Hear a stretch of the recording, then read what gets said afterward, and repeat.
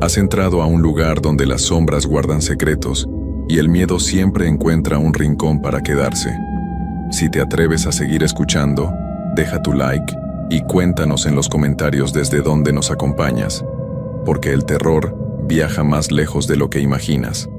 Ahora sí, comencemos.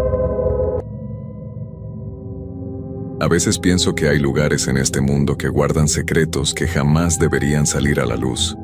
Lugares donde el dolor y el sufrimiento se acumulan como capas de pintura vieja, creando una atmósfera que te hiela la sangre, sin que sepas por qué. Los hospitales son así.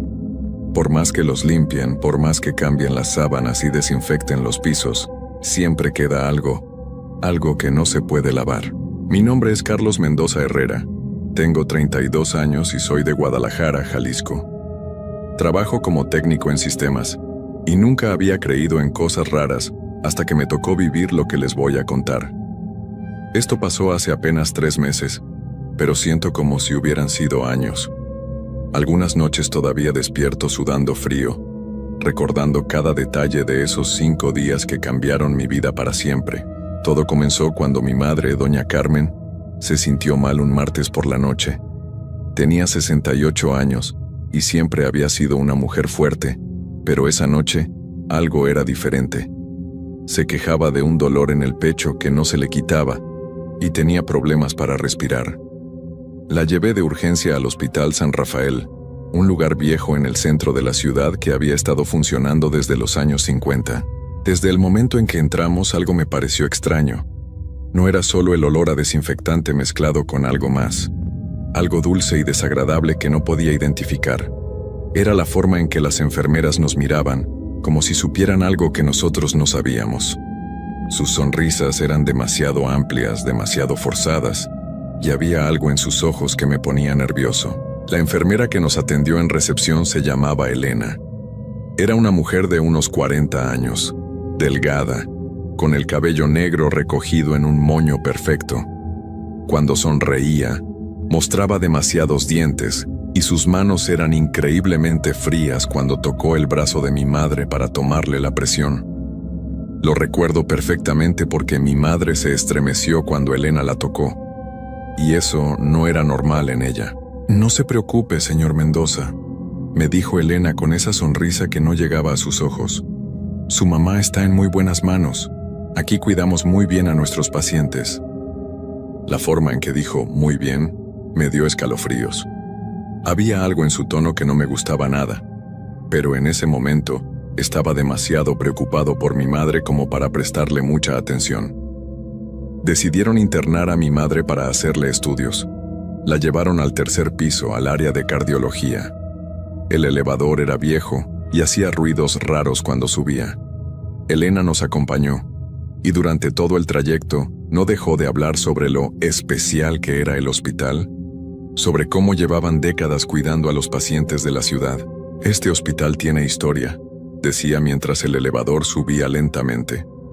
«Hemos visto de todo aquí, casos muy interesantes, muy únicos».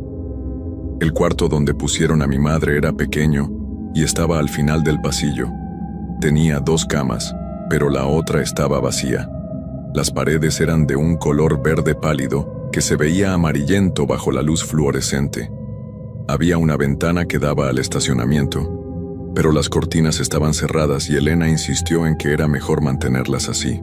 «La luz del día a veces molesta a los pacientes», explicó mientras ayudaba a mi madre a acostarse. «Aquí está más tranquila, más protegida». Esa primera noche decidí quedarme en el hospital. Me dieron una silla incómoda junto a la cama de mi madre, pero no me importaba. Quería estar cerca de ella, asegurarme de que estuviera bien. Lo que no sabía era que esa decisión me haría testigo de cosas que jamás creí posibles. Alrededor de las 11 de la noche, cuando ya no había visitas y los pasillos estaban casi vacíos, comencé a notar cosas extrañas. Primero fueron los sonidos. Pasos que se acercaban y se alejaban por el pasillo, pero cuando miraba por la ventanilla de la puerta, no veía a nadie. Al principio pensé que eran las enfermeras haciendo sus rondas, pero los pasos eran diferentes, más lentos, más pesados, como si quien caminara estuviera arrastrando algo. Mi madre dormía profundamente por los medicamentos que le habían dado, pero yo no podía cerrar los ojos. Había algo en ese lugar que me mantenía alerta, como si mi cuerpo supiera que algo no estaba bien. La temperatura del cuarto parecía cambiar sin razón. A veces hacía mucho frío, tanto que podía ver mi propio aliento, y otras veces el aire se volvía pesado y caliente, como si alguien hubiera prendido la calefacción al máximo. Cerca de la medianoche, escuché voces en el pasillo. Eran las enfermeras, pero hablaban de una manera extraña, en susurros que sonaban más como cantos. No podía entender las palabras, pero había algo hipnótico en esos sonidos que me daba mucho miedo.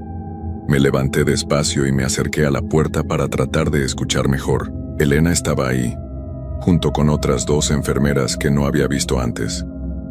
Las 3 vestían el uniforme blanco tradicional, pero algo en ellas se veía diferente. Sus movimientos eran demasiado sincronizados, como si fueran una sola persona controlando 3 cuerpos. Y esos susurros sonaban como si estuvieran recitando algo, como una oración o un hechizo. Cuando Elena volteó hacia la puerta, juro que por un momento sus ojos brillaron en la oscuridad del pasillo. No era el reflejo normal de la luz, sino algo más intenso, más animal. Me alejé de la ventanilla rápidamente y regresé junto a mi madre, el corazón latiéndome tan fuerte que pensé que iba a despertarla. Los susurros continuaron durante varios minutos más, y luego todo quedó en silencio. Un silencio tan profundo que resultaba más aterrador que cualquier ruido. En los hospitales siempre hay sonidos, máquinas funcionando, gente caminando, conversaciones lejanas. Pero esa noche, después de los susurros, el silencio era total, como si el mundo entero se hubiera detenido. Al día siguiente, mi madre amaneció más débil. Los doctores dijeron que era normal, que los estudios la habían cansado, pero yo sabía que algo más estaba pasando. Cuando la miraba a los ojos, era como si una parte de ella no estuviera ahí, como si algo la estuviera consumiendo desde adentro. Elena apareció temprano en la mañana con una sonrisa aún más amplia que el día anterior. Traía el desayuno de mi madre en una bandeja metálica que brillaba demasiado bajo las luces fluorescentes. La comida se veía normal: avena, jugo de naranja, pan tostado, pero había un olor extraño, dulce y amargo al mismo tiempo, que me recordó al olor que había percibido la noche anterior en el pasillo. ¿Cómo amaneció nuestra paciente especial?, preguntó Elena mientras acomodaba la bandeja en la mesa junto a la cama. Sus manos seguían siendo increíblemente frías, y cuando tocó la frente de mi madre, pude ver cómo se estremecía. «Ha estado un poco inquieta», le respondí observando cada uno de sus movimientos. Se despertó varias veces durante la noche. Elena me miró con esos ojos que no parpadeaban lo suficiente. «Es completamente normal, señor Mendoza. Los primeros días siempre son de adaptación. Su mamá se va a acostumbrar muy pronto a estar aquí con nosotras». La forma en que dijo acostumbrar me puso la piel de gallina. Sonaba como si mi madre fuera a quedarse ahí para siempre. Durante el día vinieron varios doctores a ver a mi madre. Todos parecían normales, profesionales, pero había algo en la manera en que hablaban con Elena que no me gustaba. Se comunicaban con miradas, con gestos sutiles, como si compartieran secretos que yo no debía conocer. Y cada vez que salían del cuarto, mi madre quedaba un poco más pálida, un poco más perdida. «Los resultados de los estudios están saliendo muy interesantes», me dijo el doctor Ramírez, un hombre mayor con barba gris y anteojos gruesos. «Su madre tiene una condición muy particular. Vamos a necesitar mantenerla aquí un poco más de tiempo para observarla mejor». Cuando le pregunté qué tipo de condición, se limitó a sonreír de la misma manera que Elena. «Nada de qué preocuparse. Estamos aprendiendo mucho de su caso». Esa segunda noche decidí quedarme despierto completamente. Algo me decía que tenía que estar alerta, que tenía que proteger a mi madre de lo que fuera que estaba pasando en ese lugar. Me senté en la silla junto a su cama y me quedé viendo la puerta, esperando. No tuve que esperar mucho. Alrededor de las 11:30, comenzaron los sonidos otra vez. Pero esta vez no eran solo pasos.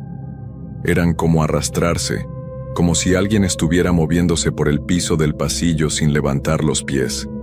Y había voces, muchas voces susurrando al mismo tiempo, creando un murmullo constante que parecía venir de las paredes mismas. Mi madre comenzó a moverse inquieta en la cama. Sus ojos seguían cerrados, pero movía la cabeza de un lado a otro y susurraba cosas que no podía entender.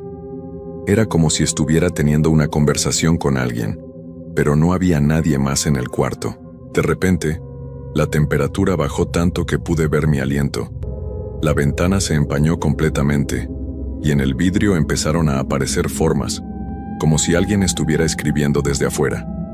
Pero estábamos en el tercer piso. No había manera de que alguien pudiera llegar hasta ahí. Me levanté para acercarme a la ventana, pero antes de que pudiera llegar se abrió la puerta del cuarto. Elena entró, pero no era la misma Elena del día. Esta Elena se movía diferente, más fluida, como si flotara en lugar de caminar. Su uniforme blanco brillaba con una luz propia y sus ojos eran completamente negros. «Es hora de la revisión nocturna», dijo, pero su voz sonaba como si viniera de muy lejos, como un eco. «Su mamá nos está esperando». Se acercó a la cama de mi madre y puso esas manos heladas sobre su frente. Mi madre dejó de moverse inmediatamente, como si Elena hubiera presionado un interruptor. Pero lo más aterrador fue lo que pasó después. Mi madre abrió los ojos, pero no me miró a mí. Miró directamente a Elena, y en sus ojos había algo que jamás había visto antes. No era miedo, no era confusión, era reconocimiento, como si conociera a Elena desde hacía mucho tiempo. «Ya es hora», susurró mi madre con una voz que no era la suya. Era más joven, más clara, pero también más fría. Elena sonrió, mostrando dientes que parecían demasiado afilados bajo la luz artificial del cuarto. «Sí, Carmen, ya es hora. Hemos estado esperando tanto tiempo». Traté de levantarme, de acercarme a mi madre, pero descubrí que no podía moverme. Era como si mis pies estuvieran pegados al piso, como si algo invisible me estuviera sosteniendo en esa silla.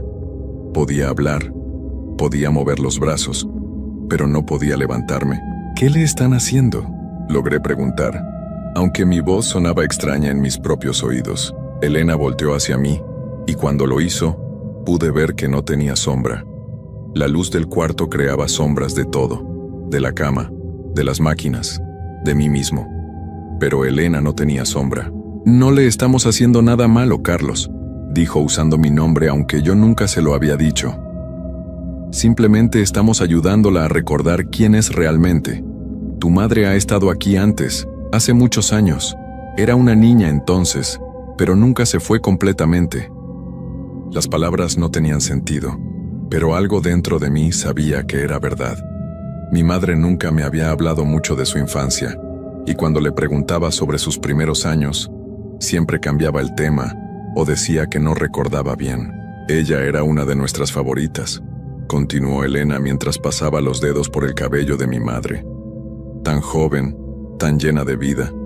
Nos costó mucho trabajo dejarla ir cuando sus padres se la llevaron, pero sabíamos que algún día regresaría. Siempre regresan». Mi madre se incorporó en la cama lentamente, como si fuera una marioneta siendo levantada por hilos invisibles. Sus movimientos no eran naturales, eran demasiado perfectos, demasiado controlados. Cuando me miró, sus ojos ya no eran los ojos cálidos y amorosos que había conocido toda mi vida. Eran fríos, distantes, como los de Elena. «Mijo», me dijo con esa voz que no era suya, «no tengas miedo. Pronto vas a entender todo. Pronto vas a ser parte de nuestra familia también». Finalmente pude moverme cuando Elena se alejó de la cama. Me levanté de un salto y corrí hacia la puerta, pero cuando traté de abrirla, estaba cerrada con llave. El picaporte no se movía, como si estuviera soldado al marco. Golpeé la puerta con los puños, grité pidiendo ayuda, pero sabía que nadie vendría.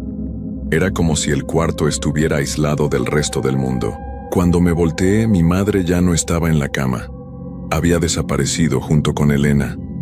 El cuarto estaba completamente vacío, pero podía sentir que no estaba solo. Había algo ahí conmigo, algo que no podía ver, pero que podía sentir respirando en mi cuello. ¿Dónde está mi madre?, grité al aire. ¿Qué le hicieron? La respuesta vino en forma de risas. Risas de niños que parecían venir de las paredes, del techo, del piso.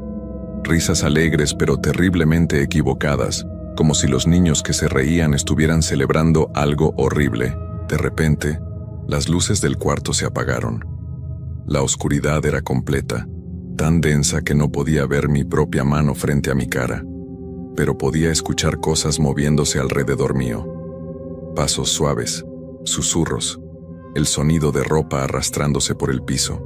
Cuando las luces se encendieron otra vez, no estaba en el mismo cuarto. Las paredes ahora eran de un color diferente, más viejo, como si hubiera viajado en el tiempo. La cama era distinta también, más antigua, con barrotes de metal oxidado. Y en esa cama había una niña de unos 8 años, con el cabello negro y los ojos más tristes que había visto en mi vida. Vestía una bata de hospital que se veía de los años 50, toda amarillenta y desgastada. Cuando me vio, sonrió, pero era una sonrisa llena de dolor. «Hola, Carlos», me dijo con una voz pequeña y dulce. «Yo soy Carmen, tu mamá, pero de cuando era niña». No podía creer lo que estaba viendo, pero algo dentro de mí sabía que era verdad. Esa niña tenía los mismos ojos que mi madre, la misma forma de inclinar la cabeza cuando hablaba. «¿Qué pasó aquí?», le pregunté acercándome despacio a la cama. La niña suspiró, como si llevara años esperando que alguien le hiciera esa pregunta. «Mis papás me trajeron porque tenía mucha fiebre. Era el año 1963. Las enfermeras eran muy amables al principio, pero después se pusieron diferentes». Se sentó en la cama y abrazó sus rodillas. Había otros niños aquí también, muchos niños, todos con diferentes enfermedades, pero al final todos acabábamos igual. Las enfermeras decían que nos iban a curar, que nos iban a hacer sentir mejor para siempre. «¿Qué te hicieron?», pregunté, aunque tenía miedo de escuchar la respuesta. «Nos dieron medicina especial, medicina que nos hacía dormir durante días, y cuando despertábamos ya no éramos los mismos. Parte de nosotros se quedaba aquí, en el hospital, para siempre. La otra parte regresaba con nuestras familias, pero nunca completa». Las lágrimas comenzaron a rodar por mis mejillas. «¿Por eso mi madre nunca hablaba de su infancia?». La niña asintió. No podía recordar bien porque la parte de ella que recordaba se quedó aquí, y ahora que regresó, las dos partes se van a juntar otra vez. Pero cuando eso pase, ya no va a poder irse. «¿Dónde está ahora?», pregunté desesperado. «En el sótano. Ahí es donde hacen la ceremonia. Ahí es donde convierten a los pacientes en parte del hospital para siempre». De repente, el cuarto comenzó a cambiar otra vez. Las paredes se desvanecían como humo, y yo caía sin parar por un túnel oscuro lleno de voces que gritaban y lloraban. Eran las voces de todos los pacientes que habían pasado por ese hospital a lo largo de los años. Niños, adultos, ancianos, todos atrapados en ese lugar horrible. Aterricé en el sótano del hospital. Era un lugar frío y húmedo, con tuberías viejas colgando del techo y charcos de agua en el piso. Las paredes estaban cubiertas de moho y había un olor a medicina vieja y algo más. Algo que prefiero no recordar. En el centro del sótano había una mesa de metal, como las que usan en las morgues. Y en esa mesa estaba mi madre, rodeada por Elena y al menos 20 enfermeras más. Todas vestían uniformes blancos antiguos, y todas tenían esa misma sonrisa terrible. Mi madre estaba despierta pero no se movía. Sus ojos miraban al techo, y había una expresión de paz en su rostro que me asustó más que si hubiera estado gritando de dolor. «Ah, Carlos», dijo Elena sin voltear a verme. «Llegaste justo a tiempo para ver la reunión. Tu madre va a ser completa otra vez». Las enfermeras comenzaron a cantar en un idioma que no reconocí.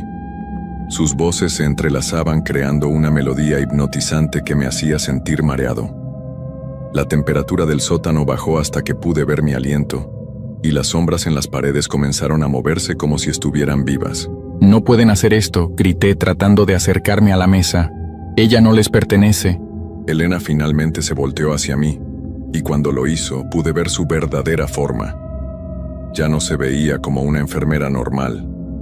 Su piel era gris y traslúcida, sus ojos eran pozos negros sin fondo, y su boca se abría demasiado, mostrando filas de dientes puntiagudos.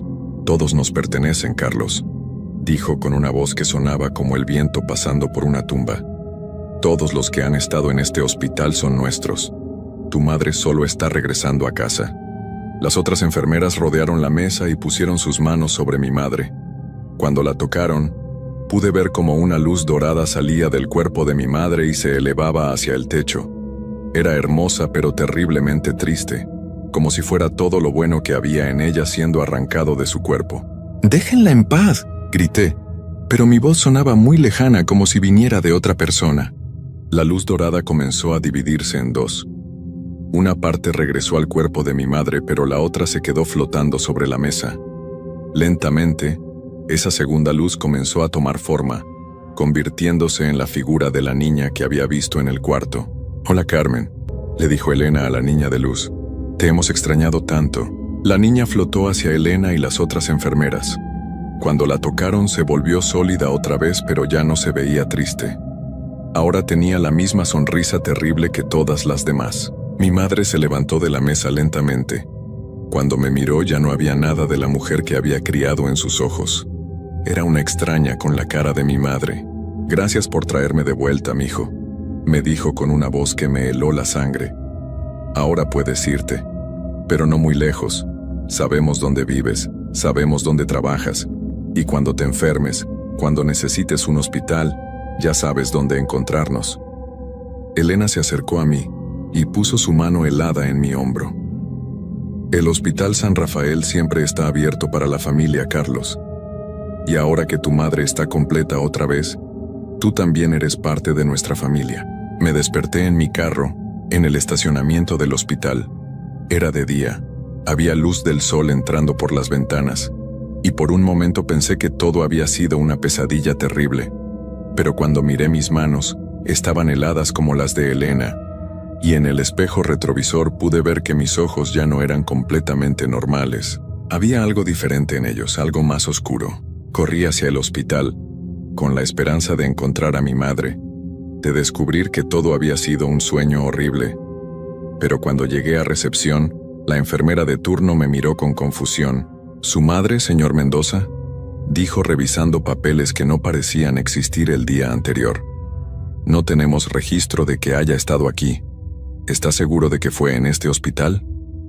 Insistí. Les dije el número de cuarto. Les describí a Elena, pero todos me miraban como si estuviera loco. Según sus registros, yo había llegado solo la noche anterior, diciendo que no me sentía bien, y me habían dado algo para dormir en el estacionamiento porque no había camas disponibles. «Debe haber sido una pesadilla muy vivida», me dijo un doctor joven con una sonrisa que me recordó demasiado a Elena. «A veces los medicamentos para dormir pueden causar sueños muy reales». Salí del hospital corriendo y manejé directo a la casa de mi madre. Tenía que estar ahí, tenía que estar bien, pero cuando llegué, la casa estaba vacía. No solo vacía de personas, sino vacía como si nadie hubiera vivido ahí en años. El pasto estaba crecido, las ventanas tenían polvo y había un letrero de «Se vende» en el jardín. Los vecinos me miraron extraño cuando les pregunté por doña Carmen. «¿Cuál Carmen?», me decía la señora López, que había sido vecina de mi madre durante 20 años. «Aquí no ha vivido ninguna Carmen. Esa casa lleva vacía desde que murió el señor que vivía ahí hace como 5 años. Corrí a mi propia casa, desesperado por encontrar fotografías, documentos, cualquier cosa que probara que mi madre había existido. Pero no había nada. En las fotos familiares, solo aparecía yo. En mi acta de nacimiento, solo aparecía mi padre como progenitor. Era como si mi madre nunca hubiera existido, pero yo la recordaba. Recordaba cada arruga de su cara, cada historia que me había contado, cada abrazo que me había dado. Recordaba haber crecido con ella. Recordaba haberla cuidado cuando se enfermó. Esos recuerdos eran reales, tenían que serlo. Días después, Comencé a investigar sobre el Hospital San Rafael. Lo que encontré me heló la sangre. El hospital había cerrado en 1987 después de una serie de desapariciones inexplicables. Pacientes que entraban pero de los que nunca más se sabía nada. Familias que llegaban preguntando por sus seres queridos, pero según los registros del hospital, esas personas nunca habían estado ahí. Los reportes de los años 80 hablaban de extraños sucesos en el hospital. Enfermeras que trabajaban turnos de noche y que nunca se iban a casa. Pacientes que morían pero seguían apareciendo en los pasillos. Voces que venían de cuartos vacíos. Temperaturas que bajaban sin explicación. El hospital había sido demolido en 1988. Pero en 1995 construyeron uno nuevo en el mismo lugar. El nuevo Hospital San Rafael. Y las desapariciones comenzaron otra vez. Encontré listas de personas desaparecidas a lo largo de los años. Cientos de nombres, cientos de familias que habían perdido a sus seres queridos.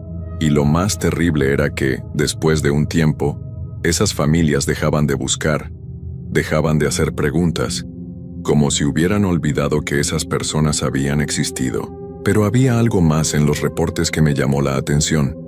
Varios testimonios de familiares que hablaban de cómo sus seres queridos habían cambiado después de estar en el hospital. Cómo se habían vuelto más fríos, más distantes. Cómo a veces los miraban como si no los reconocieran completamente. Y luego encontré mi propio nombre en una lista. Una lista de personas que habían reportado familiares desaparecidos en el Hospital San Rafael, pero que después habían retirado la denuncia, diciendo que se habían confundido, que esas personas nunca habían existido. Según el reporte, yo había llegado a la policía 3 meses antes, llorando y gritando sobre mi madre desaparecida. Pero una semana después había regresado, completamente calmado, diciendo que me había equivocado, que nunca había tenido madre. Esa noche, mientras leía el reporte policial con mis propias declaraciones contradictorias, comencé a sentir algo extraño, como si algo dentro de mi cabeza estuviera tratando de borrarse. Los recuerdos de mi madre se volvían más borrosos, menos claros. Su cara comenzaba a desvanecerse en mi mente. Traté de escribir todo lo que recordaba sobre ella, pero mientras escribía las palabras se borraban del papel. Era como si algo no quisiera que conservara esos recuerdos. Y entonces entendí la verdad más horrible de todas. El hospital no solo se llevaba a las personas, también se llevaba los recuerdos de esas personas de las mentes de quienes las amaban. Era su manera de asegurarse de que nadie las fuera a buscar, pero por alguna razón, a mí me estaba costando más trabajo. Tal vez porque había estado en el sótano, porque había visto la ceremonia. Los recuerdos luchaban por quedarse, pero sabía que era una batalla que estaba perdiendo. Cada día que pasa, recuerdo menos sobre mi madre. Su cara es ahora solo una sombra en mi mente. Su voz es un eco que se desvanece. Y yo sé que pronto no recordaré nada, pero hay algo que sí recuerdo perfectamente. Algo que nunca se borra. Recuerdo las palabras de Elena en el sótano. Sabemos dónde vives, sabemos dónde trabajas. Y cuando te enfermes, cuando necesites un hospital, ya sabes dónde encontrarnos. Esa es la parte más aterradora, porque sé que algún día voy a enfermarme, algún día voy a necesitar atención médica, y cuando ese día llegue, no voy a poder evitarlo. Mis pies me van a llevar directamente al Hospital San Rafael, y las enfermeras van a estar esperándome con esas sonrisas terribles, con esas manos heladas, listas para completar lo que comenzaron hace 3 meses. A veces, en las noches, cuando no puedo dormir, siento como si alguien me estuviera llamando. Una voz suave y familiar que viene de muy lejos. Carlos, mijo, ven a casa, ven con mamá. Y sé que esa voz es real. Sé que mi madre está ahí, en ese hospital horrible esperándome. No la madre que yo conocí y amé, sino la cosa en la que se convirtió. La cosa que me sonríe con demasiados dientes y me llama con una voz que ya no es suya. El Hospital San Rafael nunca cierra. Siempre está ahí esperando. Y yo sé que tarde o temprano voy a tener que regresar, porque una vez que eres parte de su familia nunca realmente te vas, y la familia siempre se reúne al final.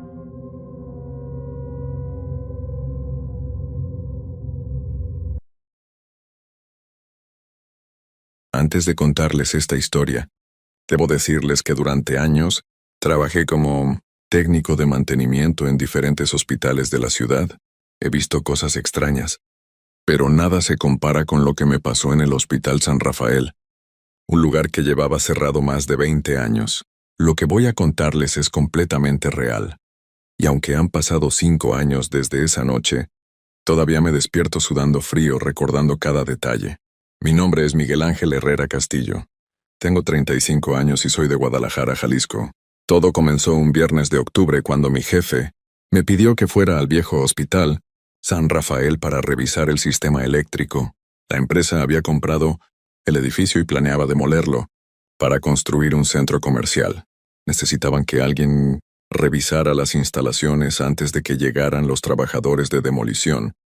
El lunes siguiente, el Hospital San Rafael había sido uno de los más importantes de la ciudad en los años 80, pero tuvo que cerrar después de una serie de accidentes extraños y la muerte de varios pacientes en circunstancias muy raras.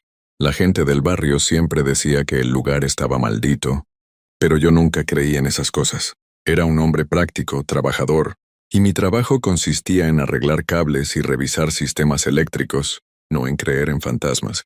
Llegué al hospital a las 6 de la tarde, cuando el sol ya estaba bajando. El edificio se veía imponente desde afuera, con sus 5 pisos de concreto gris y las ventanas tapadas con tablones de madera. La entrada principal estaba sellada con cadenas, pero tenía la llave de una puerta trasera que usaban los guardias de seguridad para hacer sus rondas ocasionales. Cuando entré, lo primero que me golpeó fue el olor. Era una mezcla de humedad, moho y algo más que no pude identificar. El aire estaba pesado, como si el edificio mismo estuviera respirando. Encendí mi linterna y comencé a caminar por el pasillo principal. Mis pasos resonaban en el silencio, creando un eco que parecía seguirme por todo el lugar. Las paredes estaban cubiertas de grafitis y la pintura se caía en pedazos grandes. En el suelo había escombros, papeles viejos y vidrios rotos que crujían bajo mis botas. A pesar de los años de abandono, todavía se podían ver algunos letreros en las paredes. Urgencias, rayos X, pediatría. Era extraño pensar que este lugar había estado lleno de vida hace tanto tiempo. Mi primera tarea era revisar el tablero eléctrico principal, que según los planos se encontraba en el sótano. Encontré las escaleras que bajaban y comencé a descender. Con cada paso que daba, el aire se volvía más frío y más espeso. La humedad era tan intensa que podía sentir cómo se me pegaba la ropa al cuerpo.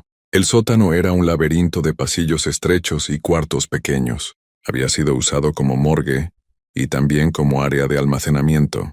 Cuando llegué al cuarto donde estaba el tablero eléctrico, me di cuenta de que alguien había estado ahí recientemente. No había polvo sobre los interruptores como en el resto del edificio, y había huellas de zapatos en el suelo. Pensé que tal vez habían sido los guardias de seguridad, así que no le di mucha importancia. Abrí mi caja de herramientas y comencé a trabajar. El sistema eléctrico estaba en peores condiciones de lo que esperaba. Varios cables estaban corroídos y algunos interruptores estaban completamente quemados. Me iba a tomar más tiempo del que había pensado. Mientras trabajaba comencé a escuchar sonidos extraños. Al principio pensé que era el viento colándose por las ventanas rotas del piso superior, pero luego me di cuenta de que sonaba como si alguien estuviera caminando arriba, pasos lentos, pesados, que iban de un lado a otro del pasillo principal. Dejé de trabajar y presté atención. Los pasos se detuvieron. Esperé unos minutos y luego regresé a mi trabajo. Pero tan pronto como empecé a mover mis herramientas, los pasos comenzaron otra vez. Esta vez parecían más cerca, como si alguien hubiera bajado al primer piso. Decidí ir a revisar. Tomé mi linterna y subí las escaleras lentamente. El primer piso estaba exactamente como lo había dejado, vacío, lleno de escombros, sin señales de que alguien hubiera estado ahí. Pero cuando regresé al sótano, todas mis herramientas estaban tiradas en el suelo, como si alguien las hubiera aventado. Eso me puso nervioso. Recogí mis herramientas y las acomodé otra vez. Tal vez había sido una rata grande, o tal vez el tablero eléctrico estaba más dañado de lo que pensaba y había provocado alguna vibración. Traté de encontrar una explicación lógica, pero no podía quitarme la sensación de que alguien me estaba observando. Continué trabajando, pero cada pocos minutos tenía que voltear a ver hacia atrás. La sensación de ser observado se volvía más intensa. Era como si hubiera ojos en las paredes, siguiendo cada uno de mis movimientos. Terminé la revisión del tablero eléctrico lo más rápido que pude, y decidí subir a revisar los otros pisos. El segundo piso había sido el área de consultas externas. Los consultorios estaban vacíos, pero todavía tenían algunos muebles viejos cubiertos de polvo. Cuando entré al primer consultorio, mi linterna iluminó algo que me hizo retroceder de inmediato. En la pared había una mancha oscura que parecía tener forma humana, como si alguien hubiera presionado su cuerpo contra la pared mientras estaba cubierto de algo líquido. Traté de no pensar en eso y continué con mi trabajo. Pero en cada consultorio que revisaba, encontraba algo extraño. En uno había una silla de ruedas vieja que se movía sola, haciendo pequeños ruidos chirriantes. En otro, todos los cajones de los escritorios estaban abiertos, como si alguien hubiera estado buscando algo desesperadamente. Cuando llegué al tercer consultorio, vi algo que me hizo dudar de mi cordura. En el escritorio del doctor había un expediente abierto. Era imposible que hubiera estado ahí desde que cerraron el hospital, porque no tenía polvo encima. Me acerqué a verlo y cuando leí el nombre del paciente, sentí como si me hubieran echado agua helada por la espalda. El expediente tenía mi nombre, Miguel Ángel Herrera Castillo. Pero eso no era lo más extraño. La fecha de la consulta era de ese mismo día. Y en las notas del doctor decía: paciente presenta signos de paranoia y alucinaciones. Recomienda internamiento inmediato en el cuarto 237 del quinto piso. Mis manos temblaban mientras sostenía el expediente. Esto no podía estar pasando. Tenía que ser una broma cruel de alguien. Pero ¿quién podía haber hecho esto? ¿Cómo sabían que iba a venir aquí? ¿Y cómo habían conseguido un expediente médico falso con mi nombre? Dejé el expediente donde estaba y salí del consultorio corriendo. Ya no me importaba terminar la revisión eléctrica. Solo quería salir de ahí lo más rápido posible. Pero cuando llegué a las escaleras, me di cuenta de que algo había cambiado. Las escaleras que había usado para subir al segundo piso ya no estaban ahí. En su lugar había una pared sólida, como si nunca hubiera habido escaleras.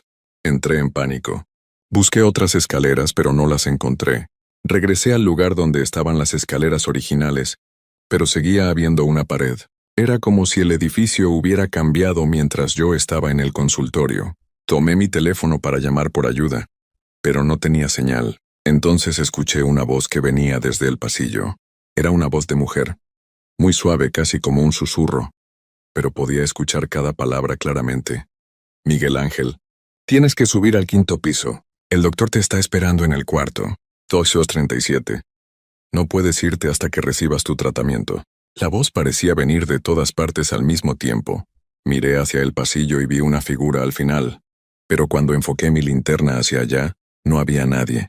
Sin embargo, podía escuchar pasos acercándose hacia mí, pasos que sonaban como si alguien estuviera arrastrando los pies. Corrí hacia el lado opuesto del pasillo, buscando desesperadamente otra forma de salir de ahí.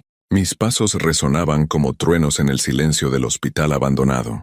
Detrás de mí, los pasos que arrastraban se hacían cada vez más rápidos, como si la persona que me seguía hubiera comenzado a correr también. Encontré una puerta que daba a una escalera de emergencia. Estaba oxidada y difícil de abrir, pero logré forzarla después de varios intentos. Comencé a subir los escalones de 2 en 2, esperando llegar al tercer piso y encontrar una ventana por la que pudiera escapar. Pero cuando llegué a lo que debería ser el tercer piso, la puerta estaba sellada con soldadura. Era imposible que hubiera estado así cuando entré al hospital. Seguí subiendo. La escalera parecía no tener fin.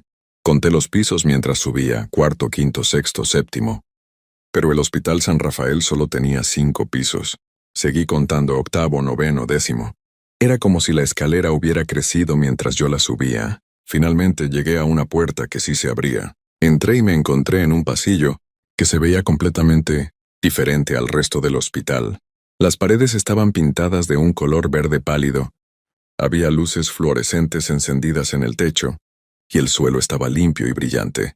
Parecía como si esta parte del hospital todavía estuviera en funcionamiento. Caminé por el pasillo confundido. Había puertas a ambos lados, y cada una tenía un número: 201, 202, 2. Pero si había subido más de 10 pisos, ¿por qué los números de los cuartos indicaban que estaba en el segundo piso? Nada tenía sentido. Entonces vi algo que me hizo detenerme en seco. Al final del pasillo había un letrero que decía Piso 5, Psiquiatría, y justo debajo, otro letrero más pequeño, Cuarto 237, Doctor Mendoza. La voz de mujer que había escuchado abajo había mencionado específicamente el cuarto 237.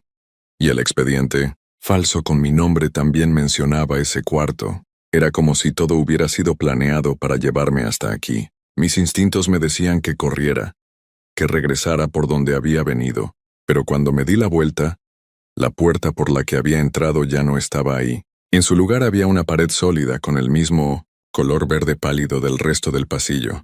No tenía otra opción más que seguir adelante. Caminé lentamente hacia el cuarto 237, y con cada paso que daba, podía escuchar sonidos que venían del interior. Parecían ser voces, pero hablaban muy bajo como para entender lo que decían. También había otros sonidos.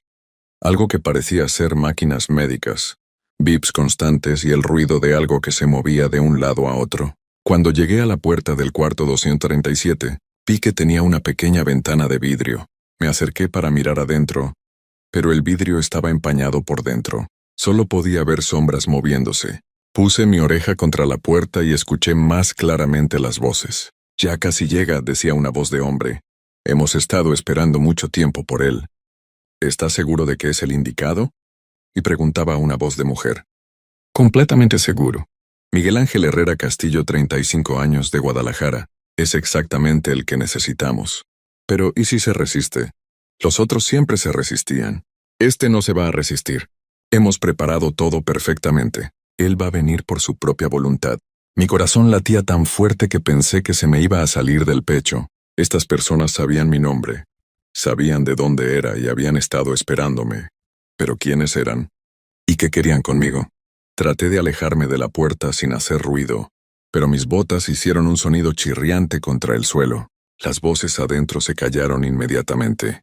«¿Escuchaste eso?», preguntó la voz de mujer. «Sí, ya está aquí». Escuché pasos acercándose a la puerta desde adentro. Corrí hacia el otro lado del pasillo y me escondí detrás de una esquina. La puerta del cuarto 237 se abrió lentamente, y salió una mujer vestida con una bata blanca de doctora. Su cara se veía normal, pero había algo extraño en sus ojos. Eran completamente negros, sin pupila, sin iris, solo negro. «Miguel Ángel», dijo con voz suave, «sabemos que estás aquí. No tienes por qué esconderte. Solo queremos ayudarte». Detrás de ella salió un hombre, también vestido con bata blanca. Su cara también se veía normal, excepto por los ojos negros. Ambos caminaron lentamente por el pasillo, revisando cada puerta. «Miguel Ángel», dijo el hombre, «hemos leído tu expediente. Sabemos que tienes problemas. Podemos curarte, pero necesitas cooperar con nosotros». Yo sabía que tenía que salir de ahí, pero no había ningún lugar a donde ir. El pasillo era largo y recto, y ellos me iban a ver si trataba de correr hacia cualquier lado. Las únicas opciones eran las puertas de los otros cuartos, pero no sabía si estarían abiertas o si habría otra salida dentro de ellos. Decidí probar la puerta más cercana. Giré el picaporte muy lentamente, tratando de no hacer ruido. Para mi sorpresa, la puerta se abrió. Entré rápidamente y cerré la puerta detrás de mí. El cuarto estaba completamente oscuro. Encendí mi linterna y vi que era un cuarto de hospital normal, con una cama, una mesa y una silla. Pero había algo raro. En la cama había la silueta de una persona bajo las sábanas. La silueta no se movía, pero podía ver que estaba respirando porque las sábanas subían y bajaban lentamente. «Disculpe», susurré. «¿Está usted bien?». La figura en la cama se movió ligeramente y luego se sentó. Era un hombre mayor, tal vez de unos 60 años. Su cara se veía cansada y triste. «Tú también caíste en la trampa», me dijo con voz ronca. «¿Llevas mucho tiempo sin hablar?». «¿Cuánto tiempo llevas aquí?», le pregunté. «No lo sé. Tal vez días, tal vez meses. El tiempo no pasa igual aquí. Yo vine porque me dijeron que tenía que revisar el sistema de agua. Era plomero. ¿Y cómo saliste del primer piso? ¿También desaparecieron las escaleras?». «Sí, exactamente igual que a ti. Primero te confunden, luego te asustan y al final te traen aquí arriba. ¿Pero qué es lo que quieren?». El hombre me miró con ojos tristes. «No lo sé exactamente, pero he visto a otros que trajeron aquí. Entran al cuarto 237 y nunca salen. Yo he logrado esconderme en diferentes cuartos, pero sé que tarde o temprano me van a encontrar. ¿Has tratado de escapar? Claro que sí. Pero este lugar cambia. Los pasillos se alargan, las puertas desaparecen, las escaleras te llevan a pisos que no existen. Es como si el hospital estuviera vivo y no quisiera que nos vayamos. En ese momento escuchamos que alguien tocaba la puerta. Era la voz de la mujer doctora. Miguel Ángel, sabemos que estás ahí. Abre la puerta. Solo queremos hablar contigo. El hombre mayor me agarró del brazo. No les hagas caso. Una vez que te tengan, no te van a dejar ir. ¿Pero qué podemos hacer? No podemos quedarnos aquí para siempre. Hay una forma, susurró el hombre, pero es muy peligrosa. En el quinto piso verdadero, no este quinto piso falso, hay una ventana que da al techo del edificio de al lado, pero para llegar ahí, tienes que pasar por el cuarto 237. ¿Pasar por el cuarto 237? Pero ahí es donde están ellos. Sí, pero hay un momento durante la noche en que salen. Van a buscar a más personas. Si esperamos hasta entonces, tal vez podamos pasar. Los golpes en la puerta se hicieron más fuertes. Miguel Ángel, dijo la voz del hombre doctor, no nos hagas usar la fuerza. Sabemos que estás asustado, pero solo queremos ayudarte. Abre la puerta. El hombre mayor me señaló hacia una esquina del cuarto donde había una rejilla de ventilación. Podemos escondernos en los ductos de ventilación. Desde ahí podemos movernos por todo el hospital sin que nos vean. Era mi única oportunidad. Ayudé al hombre mayor a quitar los tornillos de la rejilla con mi destornillador. El espacio era muy pequeño, pero logramos meternos justo cuando la puerta del cuarto se abrió de golpe. No está aquí, escuché que decía la mujer doctora. Pero su olor todavía está fresco. No puede haber ido muy lejos. Revisa los otros cuartos, dijo el hombre doctor. Yo voy a buscar en el pasillo. Desde adentro del ducto de ventilación, comenzamos a arrastrarnos hacia el cuarto. 237. El espacio era tan pequeño que apenas podíamos movernos, y el metal hacía ruido cada vez que nos movíamos. Pero teníamos que intentarlo. Era nuestra única oportunidad de escapar. Arrastrarnos por los ductos de ventilación era mucho más difícil de lo que había imaginado. El espacio era tan estrecho que teníamos que movernos como serpientes, empujándonos con los codos y las rodillas. El metal estaba frío y mohoso, y cada pocos metros teníamos que parar para descansar porque nos faltaba el aire. El plomero, que me había dicho que se llamaba Don Roberto, conocía bien los ductos, porque había trabajado en sistemas de ventilación durante muchos años. Me guiaba susurrando muy bajo para que no nos escucharan. Por aquí, me decía. Ahora vamos a girar a la izquierda. Cuidado con ese tornillo que está salido. Después de lo que me pareció una eternidad, llegamos a una rejilla que daba al cuarto. 27, don Roberto. Me hizo una seña para que me callara y señaló hacia abajo. A través de la rejilla podíamos ver todo el cuarto. Era mucho más grande de lo que me había imaginado. Parecía más bien un laboratorio que un cuarto de hospital. Había máquinas extrañas conectadas a tubos y cables, mesas de metal con instrumentos que no reconocí, y en las paredes había frascos llenos de líquidos de diferentes colores. Pero lo que más me llamó la atención fueron las camas. Había 5 camas en el cuarto, y en cada una había una persona. Todas estaban conectadas a las máquinas, por medio de tubos que entraban y salían de sus cuerpos. Sus ojos estaban abiertos, pero miraban al techo sin parpadear. Era como si estuvieran vivos, pero no estuvieran ahí al mismo tiempo. Dios mío, susurré. ¿Qué les están haciendo? Don Roberto me tapó la boca con su mano. Silencio, me dijo muy bajo. Ahí están. Los 2 doctores de ojos negros estaban en el cuarto, pero ahora había más personas con ellos. Conté 6 personas en total, todas vestidas con batas blancas, y todas tenían los mismos ojos completamente negros. ¿Ya terminaron de buscar? Me preguntó una voz que sonaba como la de una mujer, pero más grave y rara.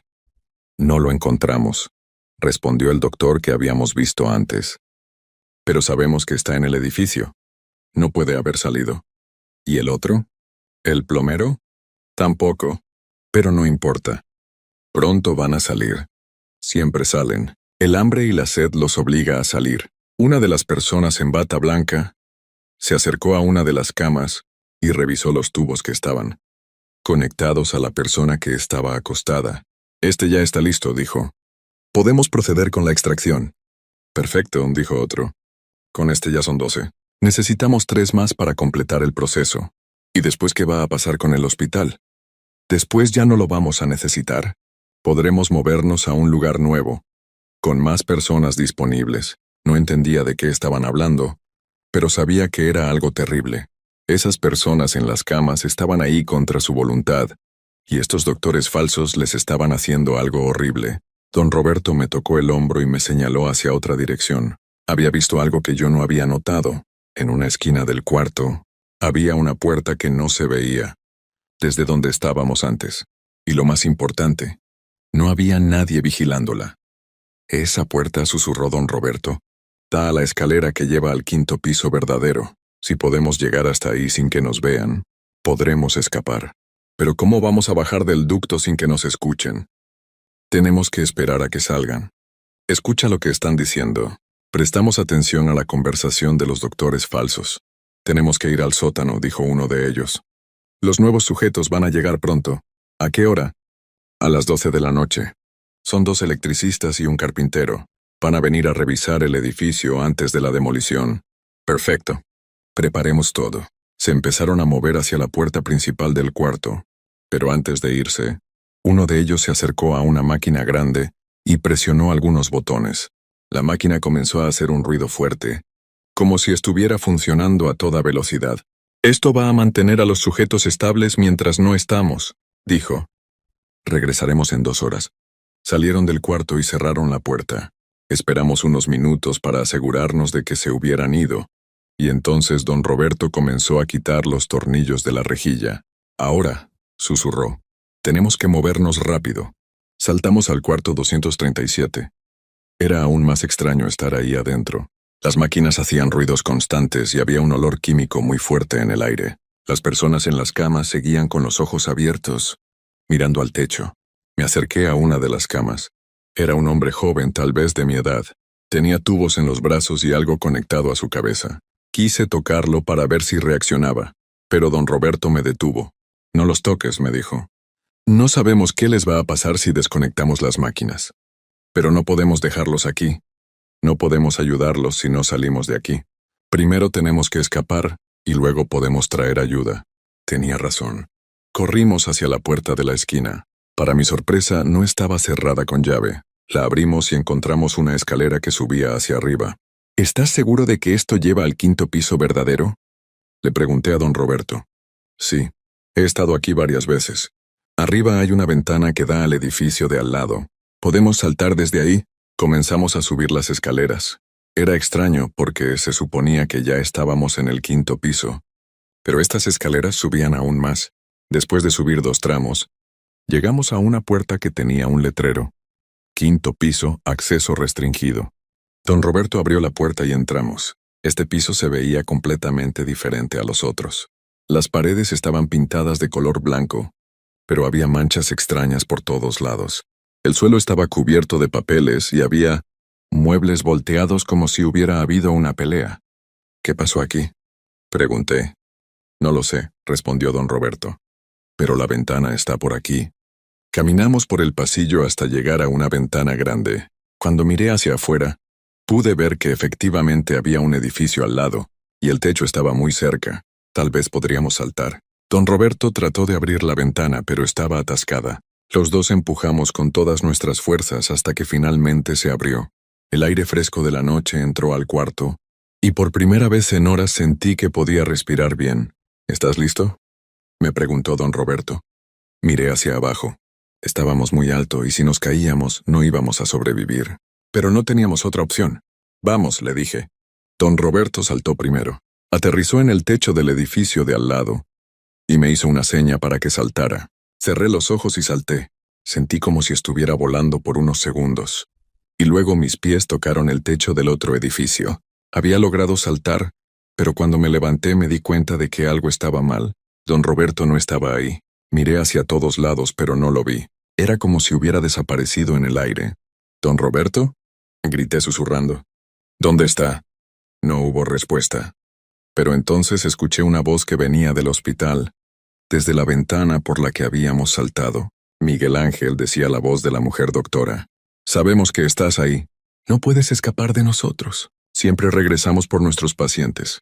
Miré hacia la ventana y vi que todos los doctores falsos estaban ahí, mirándome con sus ojos negros.